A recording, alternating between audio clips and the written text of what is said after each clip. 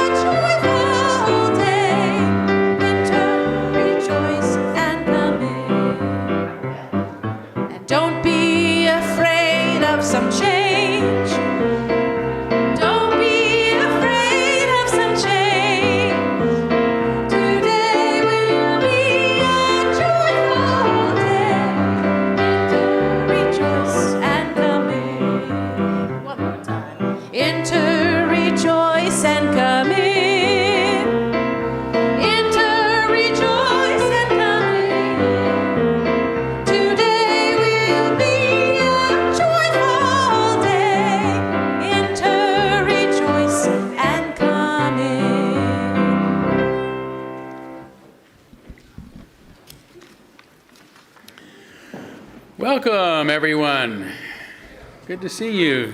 Welcome to the Unitarian Universalist Church of Spokane, where we join together to create a nourishing, liberal religious home and to champion justice, diversity, and environmental stewardship in our wider world.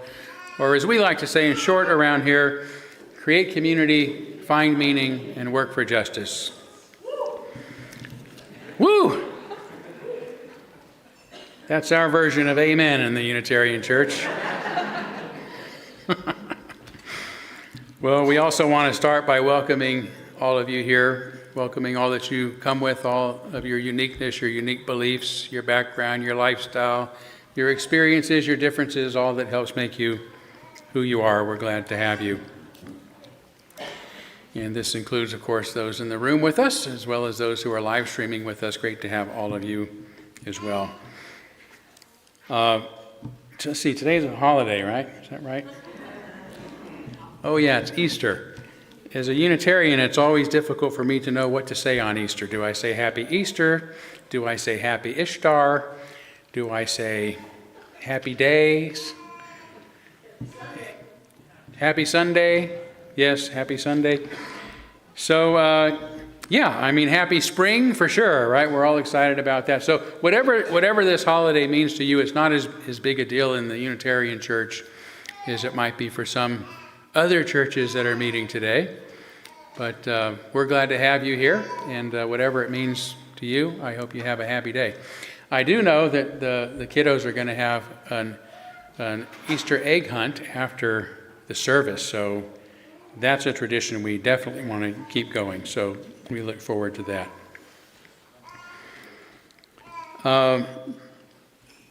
Today is also the start of our generosity campaign, what often is referred to as a stewardship campaign or fundraising campaign. We do this each year so that we can kind of have an idea of how much we are going to have based on the pledges that we get for the year, so that we can budget accordingly and hopefully cover our expenses and our cost.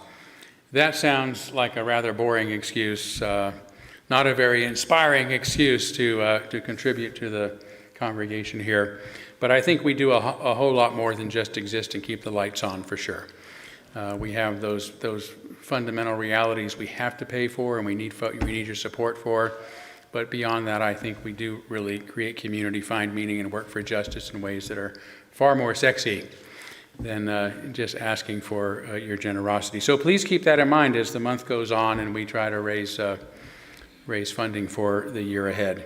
So thank you in advance for your generosity. I think I'm actually going to, we've got a couple of things going on this morning, but next up I'm going to invite Stephanie to come. Oh no, you're doing it for during the children. So Stephanie will do our generosity moment, but she's going to do it during the time for all ages. I get all these names, these terms mixed up. But anyway, Stephanie, sorry for scaring you.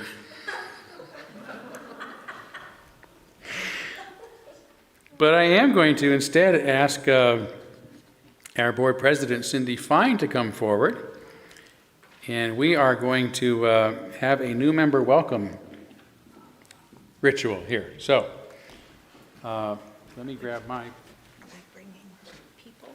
Yes, we will invite those of you who are recent members who signed our membership book.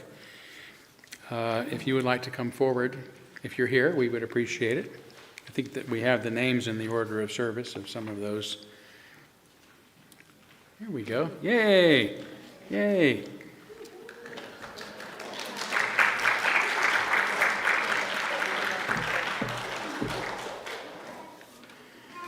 Okay, we're going to come down here, give you a chance to enter.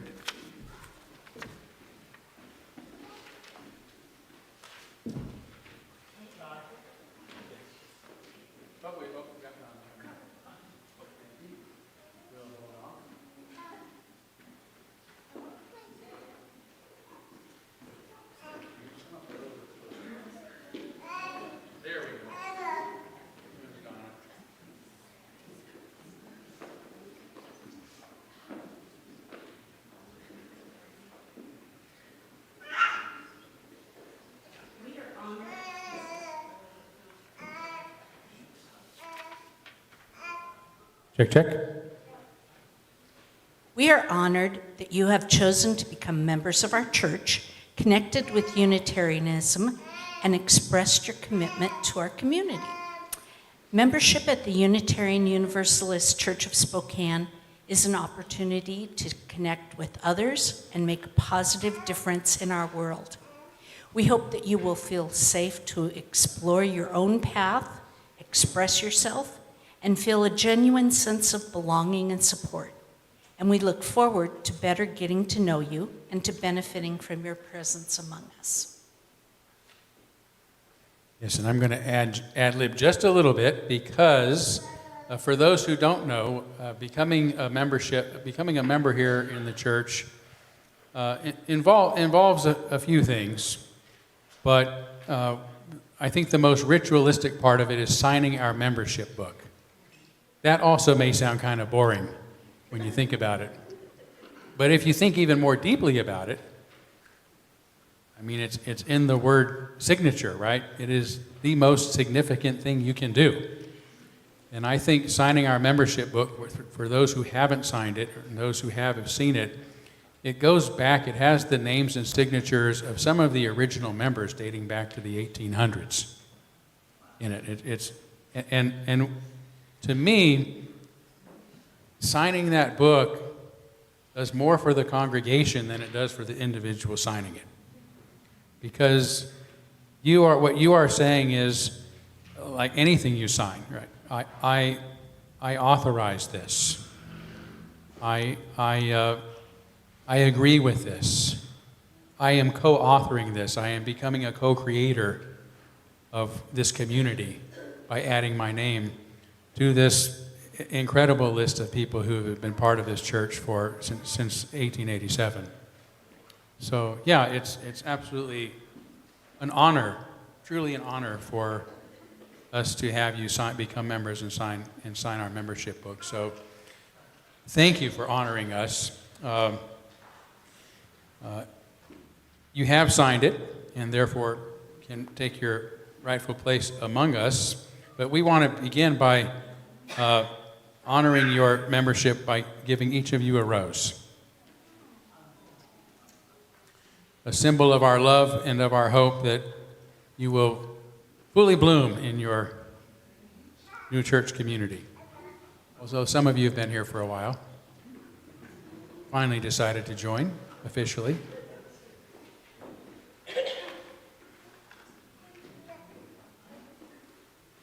And then as those are going around, I want to invite each of you just to introduce yourself by name for those who may not know you, and maybe a quick word about are you joined? I'm Donna Brown, and I joined about 5 years ago, but I just now got around to mailing the commitment, but I'm glad to be here. Glad to have you. My name is Rachel, and I grew up in the UU church over in Arizona, and I've been here for a while, and I just really missed the community, so I'm glad to be back. My name is Gab, and I'm excited to be here and be a part of the community. I'm James, and I am delighted to be part of it. It really lines up with what what I work for and I've been looking for. So, yeah. Hi, I'm Julie, and I've been going to a Unitarian church since the 90s when I really found a home in the Unitarian church. And we have moved north of Spokane, and I'm very pleased to have found this congregation here.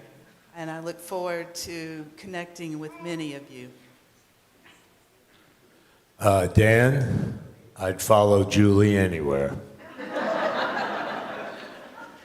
Well, we're glad you followed Julie here. And there's also some folks who couldn't be here today, but we're so glad to have all of them as new members as well. I'm going to invite you now as our congregation to turn with me to number 442 in the back of your gray hymnal for responsive reading. Number 442.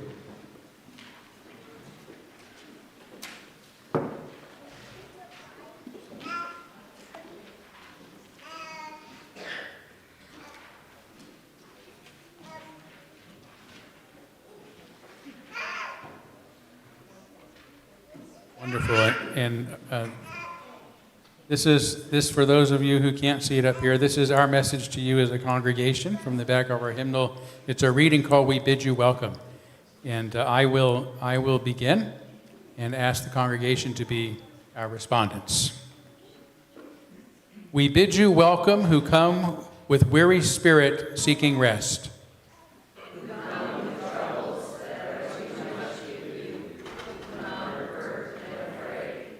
We bid you welcome who come with hope in your heart.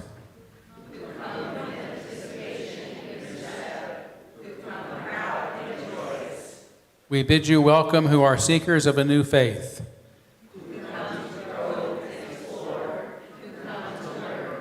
We bid you welcome who enter this hall as a homecoming.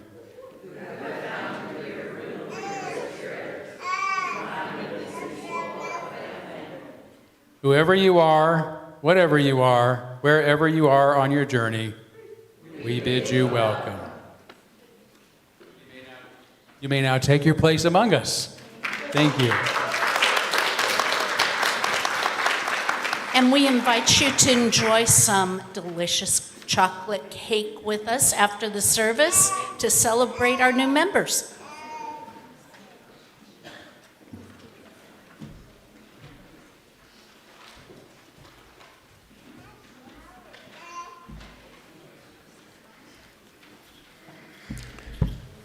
Wonderful. And that took up some of our usual space this morning, gladly so, but we will forego the greeting of one another at this time and save that for the cake party afterwards and move forward now with our service by lighting our chalice. The chalice is, as you hear me say each week, the symbol of our unity and our solidarity, of our openness and our inclusion, of our community and our individual uniqueness.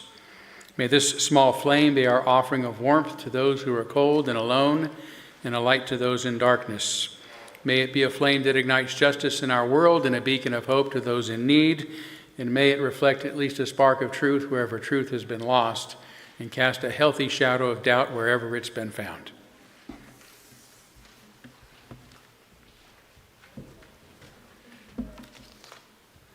This morning's opening words are from Melody Beatty. Gratitude unlocks the fullness of life. It turns what we have into enough and more. It turns denial into acceptance, chaos to order, confusion to clarity. It can turn a meal into a feast, a house into a home, a stranger into a friend.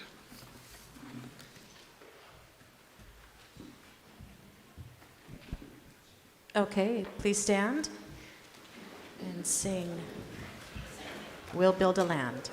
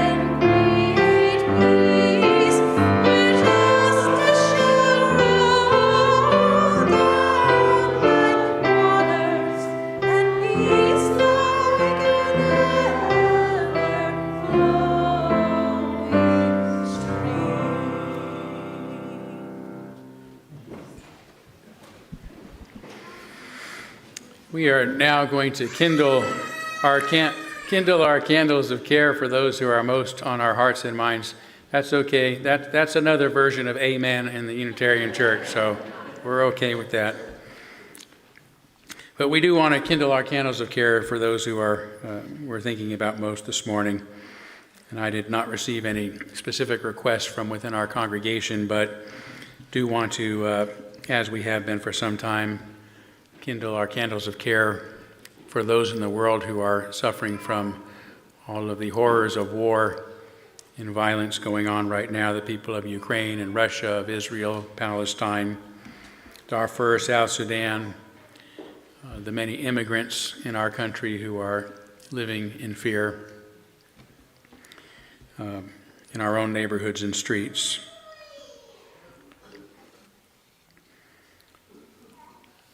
And I know, there's anxiety all of us are feeling every day from the situation in our own country that we could go on and talk about perhaps throughout the entire service. So I just want to acknowledge that that is the case for us in this candlelighting ritual. So let's do take a moment of silence on behalf of others that you might be thinking of, and as always, you're welcome to name them aloud at this time if you'd like.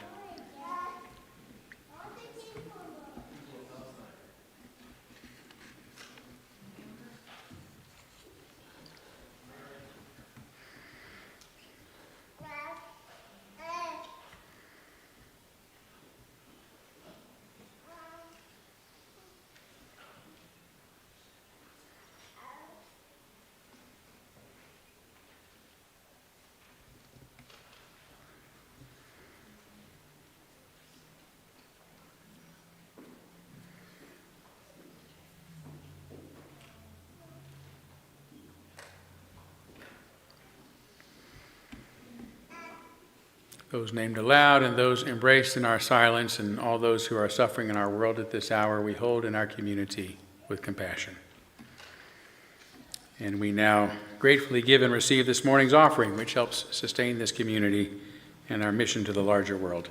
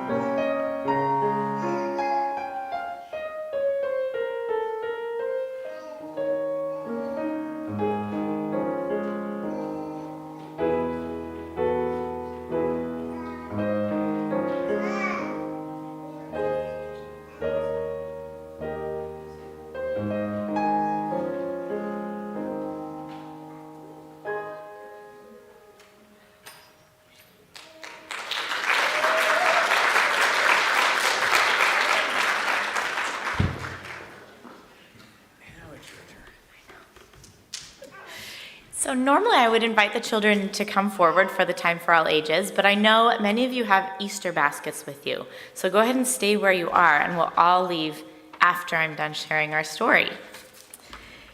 And just to clarify, the egg hunt will happen during the service as part of our children's chapel routine.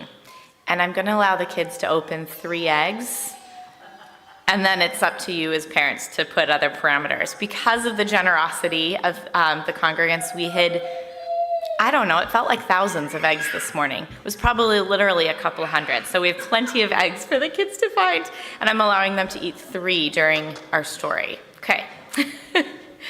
Before I share our Time for All Ages story this morning, I want to tell you something about why I am a member of this church.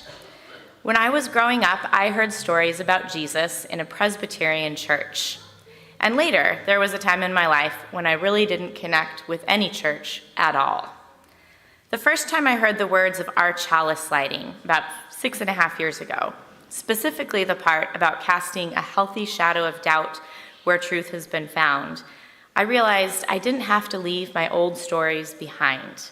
Instead, I could see them in a new light. At this church, we have a welcoming community where there is room for lots of perspectives and where we practice love and generosity together. And today, as we welcomed new members and as we begin our generosity campaign, we're reminded that our community is always being shaped by the stories we carry and the way we care for one another. And now our story, which is adapted from Jesus, the Carpenter's Son, which was published by Beacon Press in 1945. Jesus was a great teacher who believed that we should care for the poor and forgive people who hurt us. In his lifetime, Jesus influenced many people to love one another as they loved God. 12 of those people were called the disciples of Jesus. They traveled with Jesus and listened to him preach day after day. In Jesus' time, neither the Roman leaders nor the Jewish leaders liked him very much. They were afraid he would lead a rebellion and upset the way things were. As Jesus became more popular, the leaders planned to kill him. The night before Jesus died, he was celebrating the Jewish holiday of Passover. He celebrated at a Seder with his 12 disciples. The next day, Jesus was arrested, and then he was killed. What happened after Jesus died began the religion we know as Christianity. Many Christians believe that after Jesus was killed, he rose from the dead and went to heaven. Many Unitarian Universalists see this story with a different perspective. Here's how a religious educator named Sophia Faz explains it. The people who followed Jesus were brokenhearted after he died. They struggled to understand why God had allowed their teacher to be killed. Surely someone so connected to God, so overflowing in goodness, did not deserve to be punished like a criminal. As these men and women gathered day after day in one another's homes, they began to recall the wonderful experiences they had had with Jesus. They told one another of times when Jesus was wise and times when Jesus was kind. The very tone of Jesus' voice and the look on his face would come back to them so vividly that it seemed sometimes as though Jesus were right there with him. Some of the people had dreams in which Jesus seemed so real that the dreamers could not tell whether they'd been asleep or awake when they saw him and talked with him. They said they saw him rise up from the dead and come out of the coffin. They said they saw Jesus rise up from earth higher and higher until he disappeared entirely. They believed he had gone to heaven to be with God. People who had these experiences believed that Jesus was different from other people. Some believed that Jesus was so holy and great that he would come back to earth and save the world. And this is one reason Christians call Jesus the Savior. But Jesus did not come back. It has been over 2,000 years, and Jesus still has not come back. Christians still hope he will come back to life again. Others, including Unitarians, believe that this Jesus will never again live on earth. His body is not coming back, but his spirit never needs to die. His spirit is in his words and deeds, which still give us wisdom today. For example, when he was alive, Jesus taught the golden rule: treat others the way you want to be treated. Jesus also gave the Sermon on the Mount, where he said that people who are poor, hurt, and struggling are loved by God, and therefore we must love them too. When someone's physical body dies, the people around them who loved and valued them will keep their memory alive, just like the followers of Jesus have remembered his teachings and his spirit so long after his death.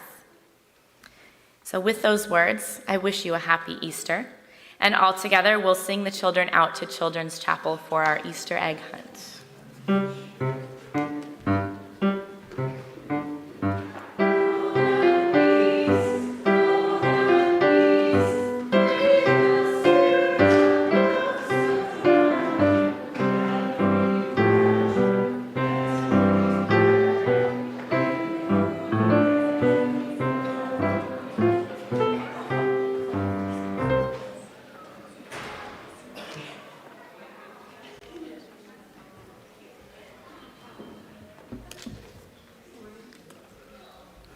The words for this morning's meditation are by Thomas Merton. One of the most important and most neglected elements in the beginning of the interior life is the ability to respond to reality, to see the value and the beauty in ordinary things, to come alive to the splendor that is all around us.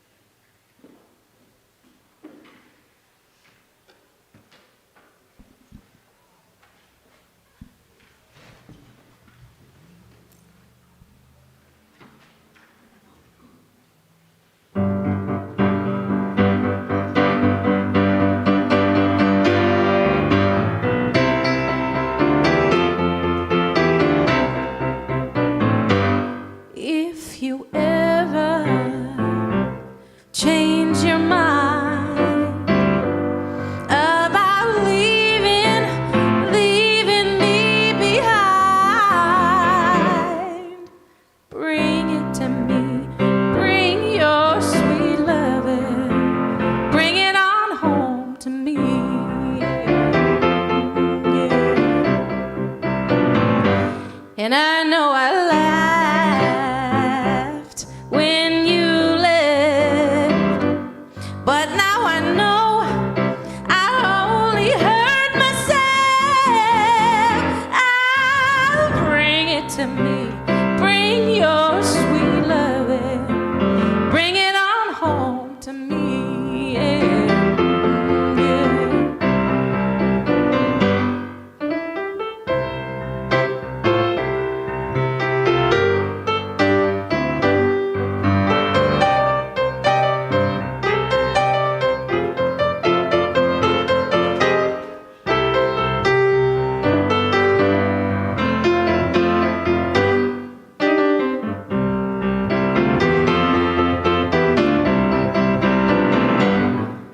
Well, I tried to treat you right, but you stayed out all night. Oh, bring it to me, bring your sweet loving, bring it on home to me.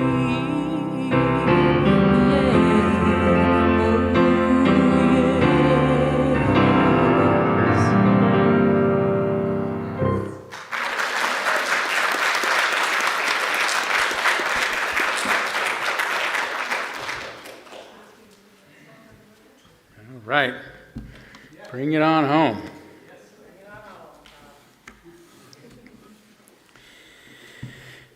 So usually at the start of our stewardship campaign, at least since I've been here, I've been tasked with giving what has been unofficially called the Sermon on the Amount.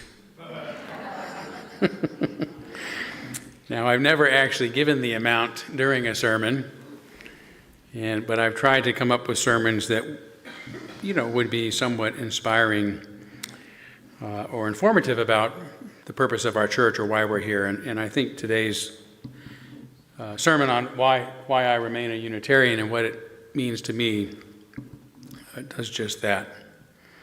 To begin with, Unitarianism is such an obscure and minuscule religion, it is a wonder that anyone even knows it exists, let alone belongs to it. It's estimated there are roughly 800,000 Unitarians worldwide, although that number can be a little higher or more likely is a lot smaller. 800,000 in any case is less than 0.1 or 0.01% of the global population. Almost 0%. So you're mostly not here. Now, pushing its numbers as generously as possible to include 26 emerging congregations, 34 covenanting communities, and 21 international congregations and communities, the Unitarian Universalist Association, of course, here in the U.S., reports having just over 1,000 congregations with around 150,000 individual members. Comparatively, there are more than 1.4 billion Catholics in the world. 53 million of them here in the U.S., making up about 18% of the global population and 19% of Americans. And there are over 17 million Southern Baptists, the largest Protestant denomination in the world. Most of them, about 13 million, are here in the U.S., accounting for about 4% of the country's total population. Now, if you wish to consider a more obscure and relatively small religion, there are almost as many Mormons, Latter-day Saints, in the world as there are Southern Baptists, about 7 million of them here in the U.S., representing about 2% of the country's adult population, compared to Unitarianism's measly 0.01% globally.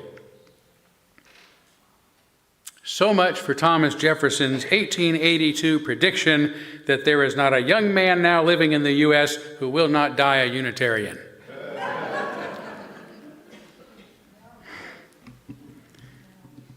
So in light of our dismal numbers, I must conclude that the main reason I became a Unitarian was dumb luck. Although our religion, as Jefferson believed, ought to be America's religion, and the religion of humanity for that matter, at almost 0%, we remain so tiny that the chance of anyone ever even learning of our existence, including those who share our values, is a fat chance. A short time ago, for example, I had to establish care with a new doctor who happens to be from Romania, which was formerly the part of Hungary where the Unitarian religion was formally started, or began in the 16th century, where the Hungarian Unitarian Church's headquarters remains today, and where our partner church in Felshiracos, Romania, is located. But upon hearing that I'm a Unitarian minister, my Romanian doctor, who grew up there, said that he'd never heard of our religion before, although he was intrigued by what I had to say about it. Ours is a needle in the haystack of religions that most people in the world don't even know to look for. To make matters worse, many who claim to be Unitarians today, in my opinion, probably are not. They may have joined Unitarian congregations and fellowships, but the definition of our liberal religion, as if it weren't already obscure enough, has become increasingly muddled over time, making it the perfect religious canvas upon which to project one's own religious ideals and yearnings, rather than recognizing it for what it is supposed to be about, or at least once was supposed to be about. I was first introduced to Unitarianism in my 20s by a co-worker familiar enough with it and with me to recommend that I try it. I soon attended a summer service at Thomas Jefferson Unitarian Church in Louisville, Kentucky, during which somebody was dullishly speaking about flower arranging. After that, I had no interest in returning until after Peggy and I got married in 1988 as Southern Baptist refugees. We were missing a church community, but did not miss the superstition and dogmatism that went along with it. So I recommended we try the Unitarian Church, saying something to the effect that they are supposed to be a church community without any creeds. And that is all I knew about Unitarian Universalism at the time. And since there was no internet or search engines in those days, the best way to learn about just about anything was to give it a try, which we did, which led to a much slower process of becoming what I consider Unitarians in the historic sense of that term. In short, I had joined the Unitarian religion, but I was still a long way from becoming a Unitarian. It's true the church that we joined was a community and did not have any creeds, but there is a lot more to Unitarianism than what it is not. To compound the problem of trying to understand what it is about, in 1961, the American Unitarian Association merged with the Universalist Church of America, forming an undefined hybrid religion that had never existed before, which is why to this day researchers refer to Unitarian Universalism as an NRM, a new religious movement, even though the two denominations had existed separately for centuries. They had considered such an association for more than a century before, but were reluctant to make it happen because of some seemingly insurmountable, theological and class differences. The rather unexpected and I believe ill-conceived merger left these differences unresolved and left the relatively few members they had already wondering what in the hell a Unitarian Universalist is, even though half of them didn't believe in hell. The newly formed association didn't talk much about its namesake's roots for fear of raising those old divisions that had long prevented such a merger. Instead, it forged ahead by adding 6 defining principles to its new bylaws, which became 7 principles in 1985. They also immediately began sending out surveys asking, "Who are we?" Right? What are we about? And they're still sending them out. The answers they receive have become increasingly uncertain over the decades, and their principles, meaningful as they may be to some, are shallow compared to the rich history and theological depth of both these once independent and very old denominations. Unitarian Universalism, the new religious movement formed in 1961, has increasingly struggled to define what it is about, transforming itself into a blank canvas, as mentioned, upon which a variety of people can project their personal religious and pseudo-religious ideas and beliefs.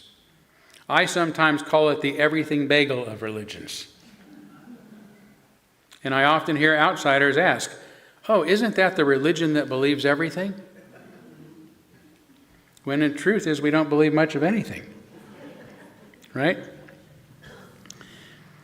And this notion has resulted most recently in its capture by ideological extremists and opportunists who understand and care so little about its historic values and principles that they have abandoned even its 7 principles from 1985, along with its fair and democratic election processes, and have excommunicated more ministers in the past 6 years, including me, for saying things they disagree with, then they had disfellowshipped altogether during the previous 60 years.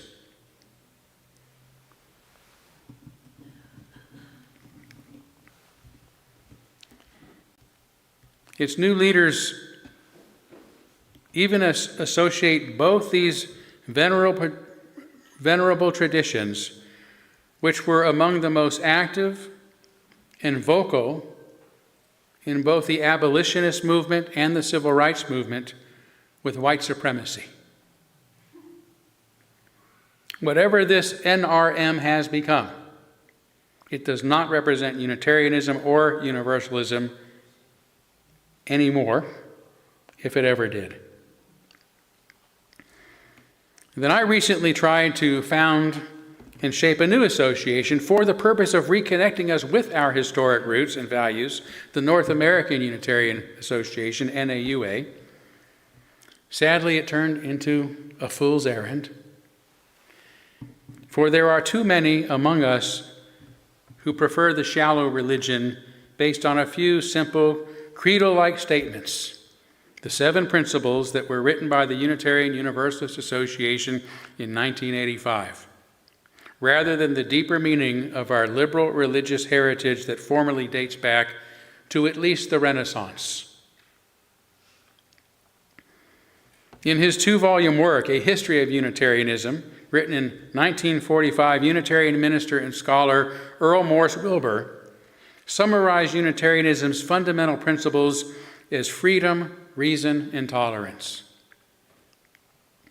These, he says, have evolved in its history and been ever increasingly realized as the necessary conditions of the fullest development of religious thought and life.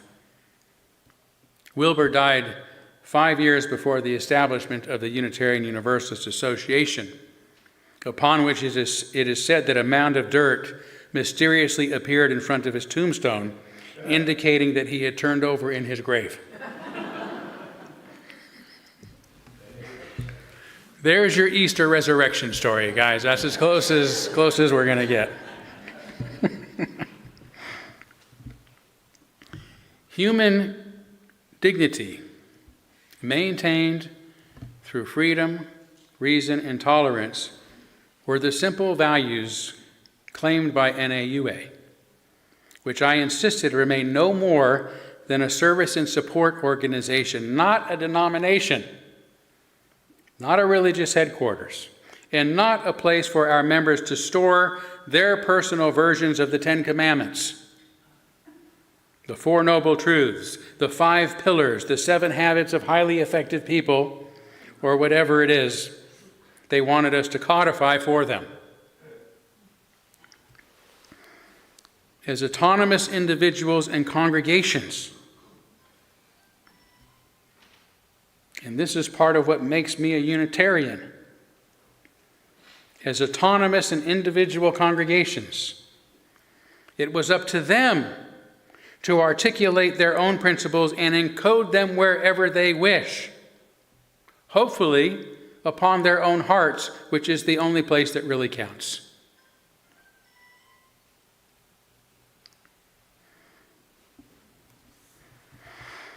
But as one member complained, I just want NAUA to become like the UUA before it went crazy.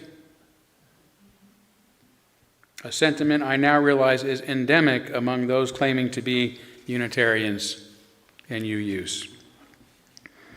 And I won't go into the ugly details, but I left NAUA abruptly after a coup had been orchestrated by a couple of board members who, as one of them said, did not sign up for this and seems to have wanted to turn NAUA into what the UUA was before it went crazy. My only regret is that my name will be forever associated as its founder, because I don't wish to be remembered for establishing another shallow, cultish religious association. In fact, its rogue board began talking about adopting the 7 principles within the very same week as my resignation, making it the opposite of the association I, along with others in our church here, began. I may have initially become a Unitarian because of dumb luck. But in light of everything I've just shared, why on earth do I remain a Unitarian? I think it's because I do value its deep roots, its history, and its perennial values more than most anything else in my life. No matter how flawed and distorted its institutions have become, no matter how imperfectly we as individuals have been able to live up to its values and ideals, Unitarianism remains worthy of my devotion to its highest aspirations. When we are able to get past the institutional trappings and the hypocritical behavior of some of its proponents and adherents, I still believe Unitarianism offers humanity the best approach for creating a far more humane and peaceful world, and that it is the best path for us to live as individuals. As much as I do cherish reason, freedom, and tolerance, I consider Unitarianism's devotion to human dignity to be its most fundamental principle upon which everything else rests. Unitarianism may have been formally founded in the 16th century, in 16th century Transylvania, when it became the religion of King John Sigismund Zapolya. But the idea has literally been around since Christ, or more precisely, since historical Jesus. His followers were Jews, who may have revered him as a rabbi, maybe even seen him as their Messiah, but never as a God, which would have been anathema to any Jew, including Jesus himself. It wasn't until Christianity became the official religion of Rome, right, almost 3 centuries beyond his crucifixion, that they, having had a tradition of deifying human beings among these Gentiles, if you will, began calling him God. Those who argued eg osh eschin, as our friends in Felshirachos do, God is one, the one Jesus worshipped, were for this very reason theologically Unitarian. But in 325, CE, Emperor Constantine convened the Council of Nicaea to declare that the Father and the Son were one in order to settle the growing debate over his divine status once and for all. 50 years later, the Council of Constantinople added the Holy Spirit to the recipe, and Trinitarian doctrine was officially born. So if you didn't follow that, for the record, Trinitarianism was born 4 centuries after Jesus' life and death. 4 centuries. In reaction against Unitarianism. Not the other way around. We were here first. Dating back long before Trinitarian doctrine. Of course, it wasn't called Unitarianism back then, but that's what it was. And inherent within it was the idea that Jesus was but a human being. Theologians refer to this as a low Christology, or as I prefer to say, a humanistic Christology. Right? The high Christology is where you believe almost entirely in Jesus' divinity, and a low Christology almost entirely in his humanity. Well, it doesn't get any lower than Unitarianism. Because we believe that was it. Jesus was considered a human being, but a very special human being because he uplifted other human beings, right? There's the resurrection story. What, you got some coconuts in your pocket there, Don?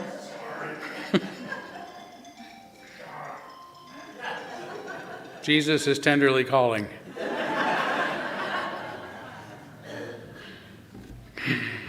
That's okay, my friend. No worries. But this is the resurrection story, really, right? Jesus raised humans up, right? Especially those who had been demonized and dehumanized.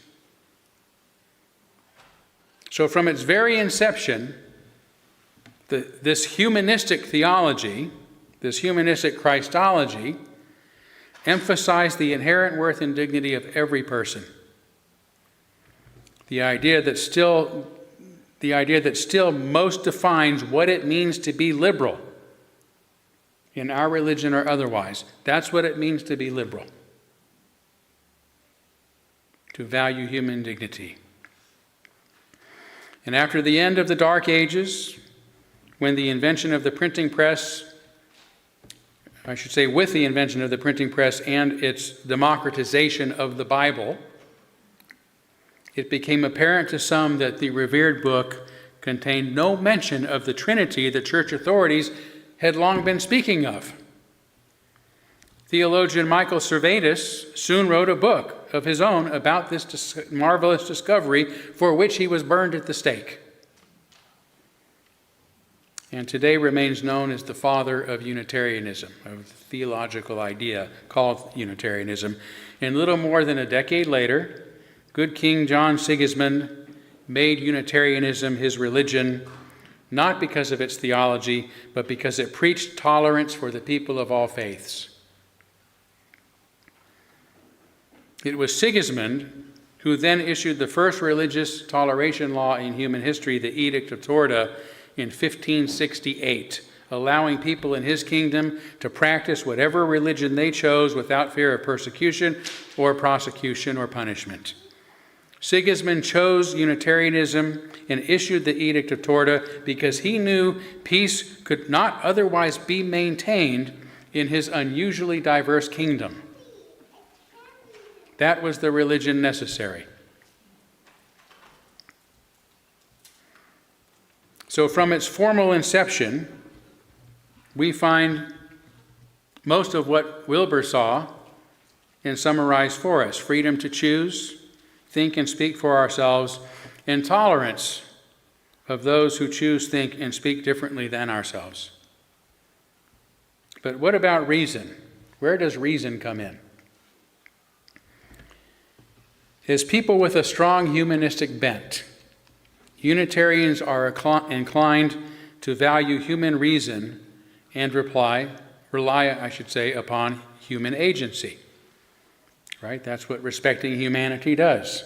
Let humans think for themselves and choose for themselves and act for themselves. And this results in great respect for logic and science. And this is why when our particular church was founded in 1887, its bylaws stated, the authority of its belief is reason. The method of finding its beliefs is scientific. Its aim is to crush superstition and establish the facts of religion. It's why my famous predecessor here, the Reverend John Dietrich, called the term Unitarianism incidental, since a disbelief in the Trinitarian formula has little to do with what our religion is really all about. Rather, they were Unitarians and rejected the dogma of the Trinity, he said, because they were liberals and placed themselves under the command of reason and accepted the modern discoveries of science and history. So the theological concept of Unitarianism really hasn't been that big a deal to us. It's also why Dietrich praised the great 19th century orator and atheist Robert Ingersoll, as you heard me speak of a couple weeks ago, as the most ardent champion of freedom from superstition. But the more fundamental point of reason is not using it to advance science and end superstition, but to simply let others think for themselves. It is to accept, in the name of human dignity and agency, that humankind is a rational animal and that every individual, therefore, ought to be free to use reason and to draw their own conclusions. And here's the key point: without the need for a church or state to issue creeds or decrees telling them what they can or can't believe.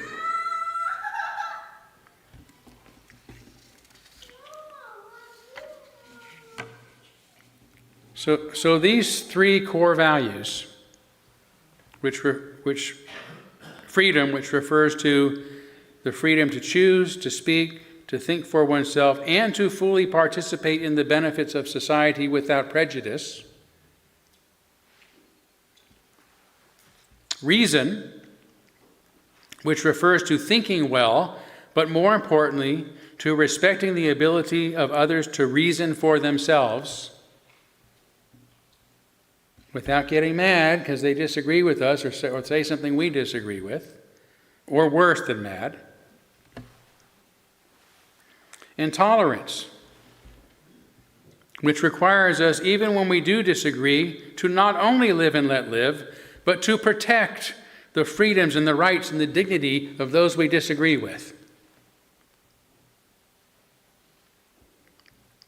This is why I consider this Unitarian trinity of values, if you will, reason, freedom, and tolerance, to be the social technologies necessary to advance our greater goal of establishing and maintaining human dignity. Right? If you think about human dignity, how can it be maintained without freedom, reason, and tolerance? That's what creates the dignified life, the dignified situation.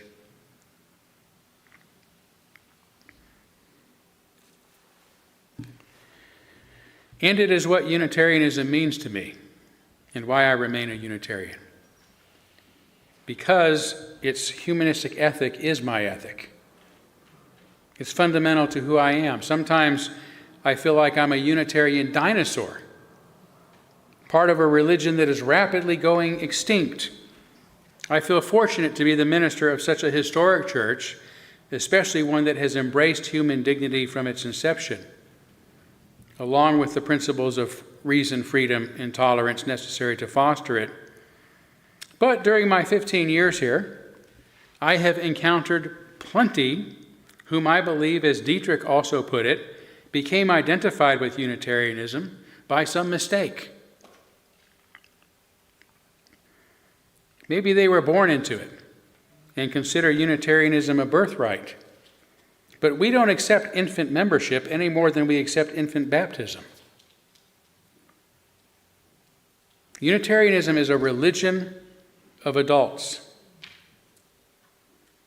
And understand what it's about and intentionally choose it for themselves. So great is our historic respect for individual freedom of choice. Others may think they are Unitarians because it allows them to believe whatever they want. That's true. Believe whatever you want, please. But Unitarianism is not about what you believe as an individual. It's far more about how you treat those who believe different than you. That's Unitarianism. How do you treat those who believe differently than you? Treating them with respect and dignity. Merely being born into it, merely believing whatever you want, merely signing our membership book doesn't make you a Unitarian. Some who have may have been here by mistake. But as I said at the start, for me, joining the Unitarian Church was only the beginning of a much longer process of becoming a Unitarian. So even if you might be here by mistake, stick around. It may just be your dumb luck that you'll become a Unitarian yet. And that's what happened in my case. And the more I have learned about and come to understand this peculiar religion, the more I have realized how perfectly it reflects my greatest values and highest aspirations. And the more I have come to see that I really am a Unitarian. And maybe, deep down, I always have been. And even if I am a Unitarian dinosaur, so be it. Because I would rather go extinct with a fading truth that honors human dignity than to join the crowd that has forgotten it. Thank you. Thank you.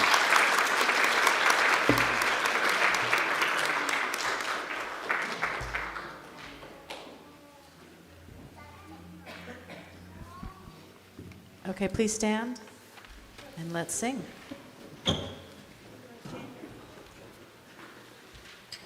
There is more love somewhere.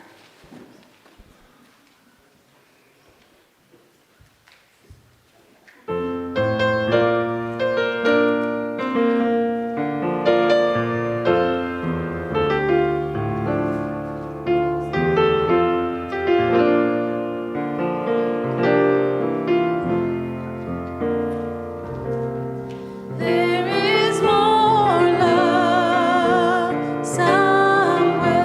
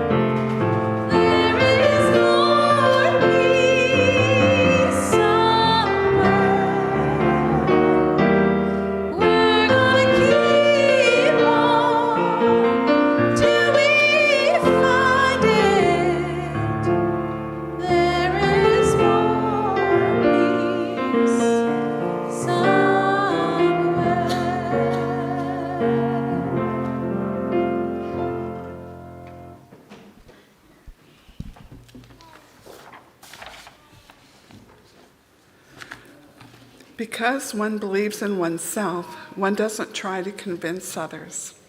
Because one is content with oneself, one doesn't need others' approval. Because one accepts oneself, the whole world accepts yourself. Lao Tzu. Amen. Blessed be. Salam alaikum and shalom.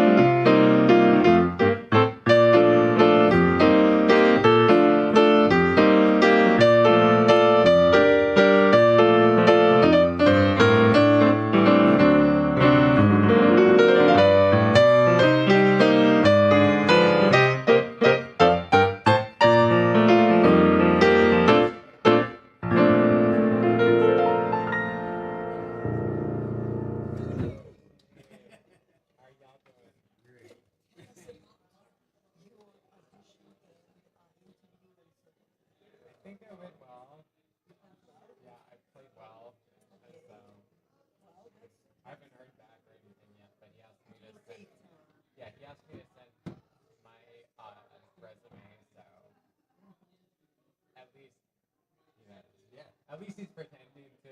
Oh, yes. Well, it does not matter because you now have one foot inside.